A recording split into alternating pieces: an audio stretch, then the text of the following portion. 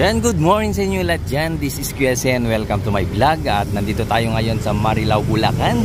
At ating muling i-update itong ginagawa nilang PNR and SCR project dito sa area na ito. So ito na po yung ginagawang station ng PNR and SCR Marilao. At harap po lamang po yan ng SM City Marilao. Ito na po yung sitwasyon dito sa harap ng ginagawang station. At napansin po natin dito, ginagawa po itong kahabaan nito sa harapan. Rini-repair po yung lubak-lubak na kalsada dito hanggang doon po sa may lagpas ng mismong harap ng station. So ito po yung viaducts na patungo naman po ng Bukawi. At nakikita natin yung manggagawa dyan, yung binubuo po nila yung kulang na lang na span dito, so cast in situ po yung kanilang method na ginagawa dyan. Ayan po yung mga manggagawa dyan, so yan. At dito naman po sa ating kanan ay patungo po ito ng